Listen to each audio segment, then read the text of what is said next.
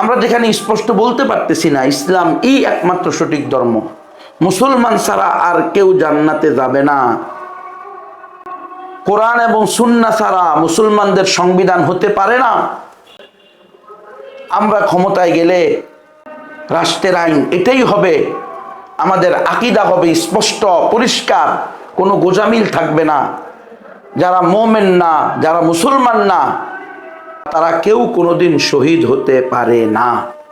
এই কথাগুলো যেই রাজনীতিতে, যেই গণতান্ত্রিক সিস্টেমে আমরা বলতে পারছি না, আমাদের সংবিধানে লিখতে পারছি না, জাতীয় সেমিনারে বুক ফুলিয়ে বলতে পারতেছি না, সেই গণতন্ত্র, সেই রাজনীতি আমাদেরকে কিভাবে ইসলাম প্রতিষ্ঠায় সাহায্য করতে পারে? সেই গণতন্ত্র, সেই কুফরি রাজনীতি, শিরকি রাজনীতিকে আমরা আঁকড়িয়ে ধরার পরে কিভাবে আমরা বলতে পারি আল্লাহর পক্ষ থেকে আমাদের উপর সাহায্য আসবে? আসসালামু আলাইকুম ওয়া রাহমাতুল্লাহি ওয়া বারাকাতুহু।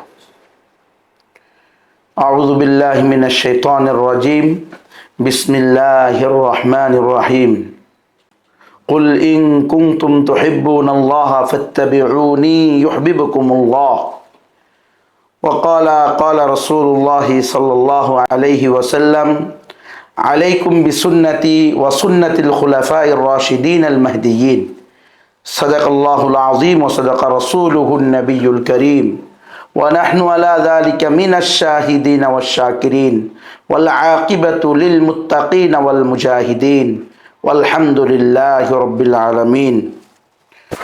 মুআজ্জাজ দর্শকবৃন্দ, প্রিয় দেশবাসী এবং আমার প্রাণপ্রিয় উম্মাহ, আবারও আপনাদের সামনে ভিডিও বার্তা নিয়ে হাজির হতে বাধ্য হলাম, ভগ্ন হৃদয় নিয়ে, ব্যথা নিয়ে, আফসোস নিয়ে, কষ্ট নিয়ে, অন্তরের বড় কষ্ট, তারপরেও হাজির হচ্ছি। আমার আসলে ইলম, আমল, তাকওয়া, তহারত, শুহরত, সম্পদ, ক্ষমতা কোনো কিছুই আমার নাই বললেই চলে।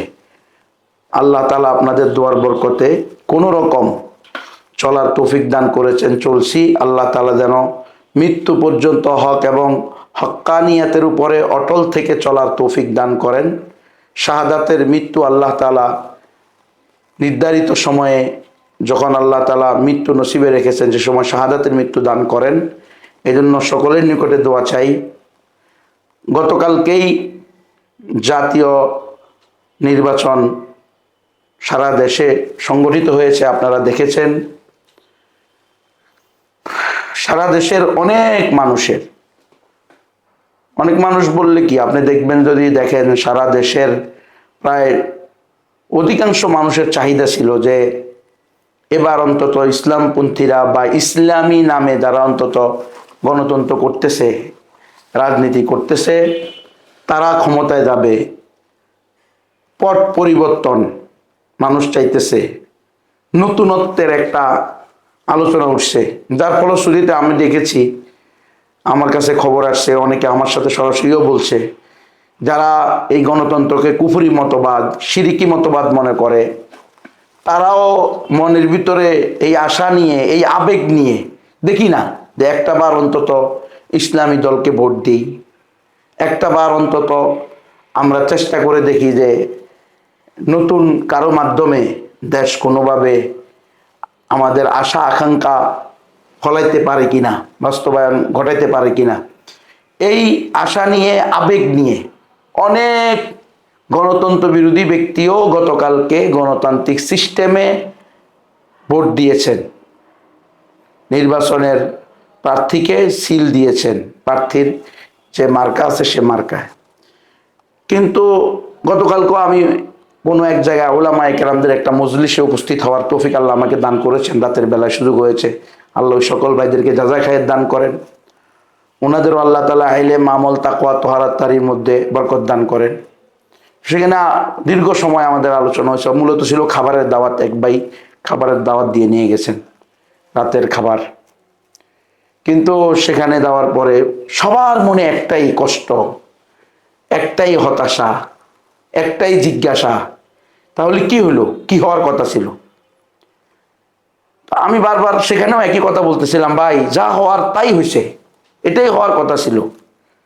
আসলে তো গণতন্ত্র ইসলামের জন্য প্রতিষ্ঠিত নয়। গণতন্ত্রকে যারা সৃষ্টি করেছে, গণতন্ত্রকে যারা লালন পালন করে, গণতন্ত্রকে যারা রক্ষা করে, গণতন্ত্রকে যারা প্রতিষ্ঠা করে, গণতন্ত্র রক্ষাকারী এবং গণতন্ত্র প্রতিষ্ঠাকারীগণ, তেনারা কোশ্চিনকালেও ইসলামের বিজয়ের জন্য এই কাজ করেন না। মেহেরবানি করে আবারও ধোঁকা খাবেন না, আরও ধোঁকা খাবেন না। এই প্রতারণার মধ্যে, এই ধোঁকার মধ্যে মেহেরবানি করে আর আগায়েন না। প্রিয় দেশবাসী, প্রাণপ্রিয় উম্মা, বিশেষ করে আমার সেরে তাজ উম্মতের সঠিক পথ প্রদর্শক উলামায়ে হাক্কানি রব্বানি নবীর ওয়ারিসগণ, পায়ে ধরে বলি, গতকালকে তো আপনারা দেখেছেন, এই 2 দিনের ফলাফলে তো আপনাদের কাছে আরো স্পষ্ট হওয়ার কথা। এখন সবাই কি বলতেছে যে নির্বাচন সঠিক হয়েছে কিন্তু ফলাফল বেঠিক হয়েছে, নির্বাচনে কোনো কারচুপি হয় নাই কিন্তু ফলাফল নিয়ে প্রশ্নের কোনো শেষ নাই। আসলে এগুলো কি আজকে নতুন হয়েছে কিনা? এই ধরনের কথা কি আরো হয় নাই? গত 54 বছর 55 বছরে এই দেশের এই জমিনে, এই মাটিতে হয় নাই? হাফিজুর রহমতুল্লাহ আলাইহির সাথে কি আচরণ করা হয়েছে, কিভাবে উনাকে পরাজিত করা হয়েছে, সেটা কি দেশের বিজ্ঞ উলামায়ে কেরামের নিকটে অন্তত স্পষ্ট নয় কি? সাধারণ মানুষ আমি বাদ দিলাম, তাদের কথা বলেই বা কি হবে, তাদেরকে আল্লাহ যতটুকু বুঝ দিয়েছে তারা সে অনুযায়ী কথা বলবে। কিন্তু আমি তো 10 জনে উলামায়ে কেরাম প্রবীণ আলেমদেরকে পেয়েছি, নবীর ওয়ারিসগণকে পেয়েছি, যারা বলছেন যে হাফিজ হুজুরের সাথেও পরিপূর্ণ প্রতারণা করা হয়েছে, ধোঁকায় ফেলে দেওয়া হয়েছে এবং ইচ্ছা করে উনাকে পরাজিত করা হয়েছে, 3 নম্বরে নিয়ে দেওয়া হয়েছে। সবার মত, সারা দেশের মত, মিডিয়ার মত, হ্যাঁ, গ্রাম গঞ্জে, শহরে বন্দরে সব জায়গায় একই কথা ছিল, হাফিজ হুজুরই এবার কি হবে, বিজয়ী হবে। তো এবারও তো আমরা দেখেছি ইসলাম এবং ইসলামী দলই এবার ক্ষমতায় আসবে, এমন আলোচনা তো আমরা দেখেছি। এমনকি রাত 6:30, 7টা, 8টা পর্যন্ত তো অনেকে বুক ভরা আশা নিয়ে একেবারে, হ্যাঁ, তাকবীর দেওয়ার মতো অবস্থা, মনে হয় যেন এখনই, হ্যাঁ, শুকরানার মিছিলে শুকরানা সেজদায় পড়ে যাবে, এই পরিস্থিতি হয়েছিল। কিন্তু সর্বশেষ আমরা কি দেখতে পেলাম? আমরা সেটাই দেখতে পেলাম যেটা রব্বুল আলামিন আমাদেরকে সতর্ক করেছেন আজ থেকে 1500 বছর পূর্বে, ওয়ালান তারদা আনকাল ইয়াহুদ ওয়ালান নাসারা হাত্তা তাত্তাবিয়া মিল্লাতাহুম। আমরা এই আয়াতের বাস্তবায়ন দেখতে পেরেছি। আমরা দেখতে পেরেছি আল্লাহ তাআলা যে হুকুম আমাদেরকে দিয়েছেন, রাসূলুল্লাহ সাল্লাল্লাহু আলাইহি ওয়াসাল্লাম যে সুন্নাহ আমাদেরকে শিখিয়েছেন, সাহাবায়ে কেরাম রাদিয়াল্লাহু তাআলা আনহুম আজমাইন যে স্বচ্ছ জীবন পরিচালনার পদ্ধতি আমাদের সামনে রেখে গিয়েছেন, সেটা থেকে দূরে সরার কারণে আমরা আবারও পরাজিত এবং আবারও আমরা লজ্জিত, আবারও আমরা লাঞ্ছিত। যদি আমাদের বুঝার সুযোগ থাকে, যদি আমরা বোঝার চেষ্টা করি, তাহলে আমরা এটাই পাবো। আল্লাহ যে বলেছেন ইন তানসুরুল্লাহ ইয়ানসুরকুম ওয়া ইউসাব্বিত আকদামাকুম, তোমরা যদি আল্লাহর দ্বীনের নুসরত করো, তো আল্লাহর দ্বীনকে অস্বীকার করে আল্লাহর দেওয়া জীবন বিধানকে না বলে কি দ্বীনের নুসরত হয়? মানে দ্বীনের নুসরত কিভাবে হয়, আল্লাহর দ্বীনের সাহায্য কিভাবে হবে? আমরা যখন স্পষ্ট বলতেছি আমরা মানব রচিত জীবন বিধান দিয়ে রাষ্ট্র পরিচালনা করব, আমরা প্রচলিত সিস্টেম দিয়ে রাষ্ট্র পরিচালনা করব, আমরা আল্লাহর আইন প্রতিষ্ঠা করব না। আমরা যেখানে স্পষ্ট বলতে পারতেছি না ইসলাম একমাত্র সঠিক ধর্ম, মুসলমান ছাড়া আর কেউ জান্নাতে যাবে না, কোরআন এবং সুন্নাহ ছাড়া মুসলমানদের সংবিধান হতে পারে না, আমরা ক্ষমতায় গেলে রাষ্ট্রের আইন এটাই হবে, আমাদের আকীদা হবে স্পষ্ট পরিষ্কার, কোনো গোজামিল থাকবে না, যারা মুমিন না, যারা মুসলমান না, তারা কেউ কোনোদিন শহীদ হতে পারে না।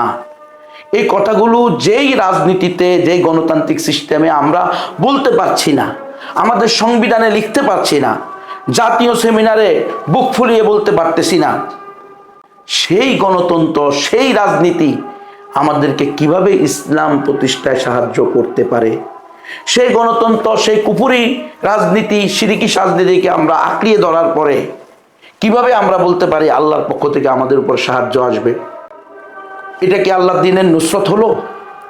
অথচ এর বিপরীত যদি আমরা দেখি, ট্রান্সজেন্ডারবাদীরা আল্লাহর দুশ্মন, পতিতাবৃত্তিকারীরা আল্লাহর দুশ্মন, মদ সুদের অনুমোদন দেনেওয়ালারা আল্লাহ রসুলের দুশ্মন। তারা বুক ফুলিয়ে তাদের মতবাদ, তাদের আদর্শ তারা স্পষ্ট অকপটে বলার মতো দুঃসাহস দেখায়। আর আমরা আমাদের স্বচ্ছ, একনিষ্ঠ, সঠিক রব্বুল আলামিনের প্রদত্ত দ্বীনে ইসলামের স্পষ্ট বাণীগুলো স্পষ্ট বলতে পারি না। কেন? এখানে আমরা প্রতারিত, প্রবঞ্চিত। এখানে আমরা ধোকায় পড়ে বোকা সেজেই যাচ্ছি।